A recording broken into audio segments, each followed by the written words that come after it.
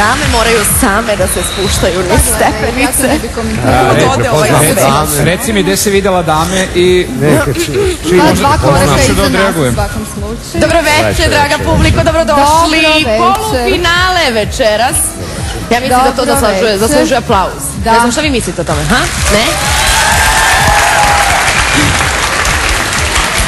Idemo još jednom. Dobroveče, razuzdana publika u studiju.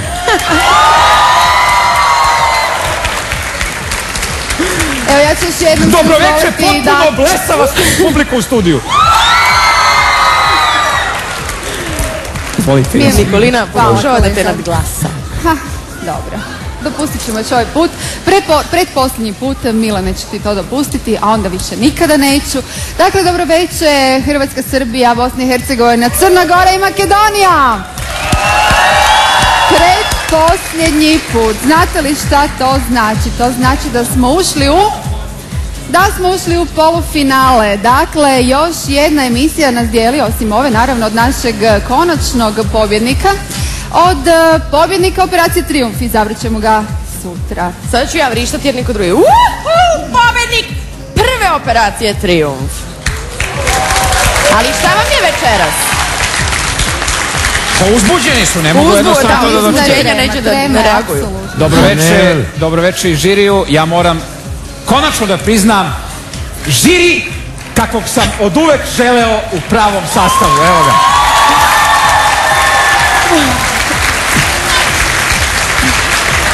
Dobro, da li smijemo uputiti pitanje Ismeti, budući da se svi pitaju, vjerojatno i naša publika, gdje je Tonči, da li ima opravdani izostanak, da li će doći? Tonči je ovdje, Milan to zna, jel da Milan? Ne, ja znam, ja šalim. Ja sam zato i rekao žiri u sastavu kakvog volim, zato što ste tu pre svega vi.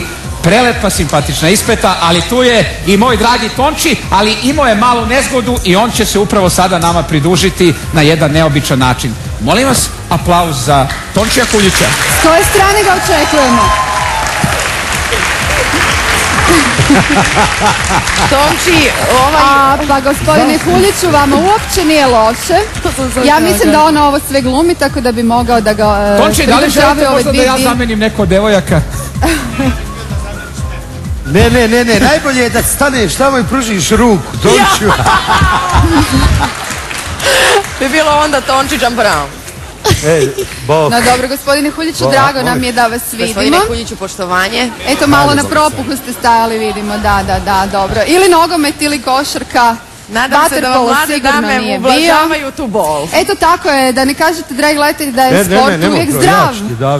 Sport ponekad može i loše utjecati na vaše zdravlje. Osloni se na mene sa ti, veruj mi se. Milane, svaka čast. Eto, ja sam bila u strahu kada je gospodin Kuljić prelazio, međutim... Pardon, dođenjem. Čovjek uči na greškama, je li tako, Milane? Pazi. Divna. Da li možemo... Želim aplauz za moju novu djevojku. Hvala. Ja se izvinjam, samo da čujemo od gospodina Tončija. Nije ni ona znala, ali eto, šta? Da sam i ovo doživio. Evo, prije 2 dana sam bio potpuno nepokretan. Išao sam se obući i u tom položaju sam ostao, ali se nisam obukao. I onda sam razmislio, zapravo je to dobar štos da napokon dobijem normalnu stolicu u ovom šovu. I evo sad je imam.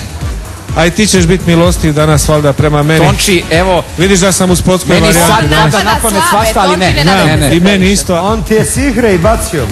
Sihre bacio, stavno. Milane, vrati se vam. Ali inače, ako se sjetimo, ovaj je show stvarno bio poguban za ovaj žiri. Počevši od prve epizode, o Marininoj priči da i ne govorimo, to je iznad svih priča, i do moje potpuno ukočenosti na kraju. Ovaj žiri prošao pakao sa ovim šovom i ja se samo nadam da će nam se to sve skupa isplatiti svima nama. Pa zar već nije? Pa da. Vidjet ćemo sutra koga će publika odabrati. Da, evo ja nešto da kažem, da bi potpisali vama ovdje u studiju, žiriju, gledaocima, gledateljima, Hoću, pristala sam, hoću. Da, udar. Možeš sad slobodno reći svima. A ova riba, ništa to. Ljubavi moja. Volim te, ja to je, da.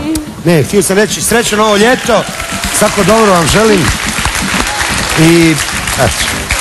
Sada ja da kažem napokon nešto konkretno. Dakle, večeras polufinale izlazi i 6.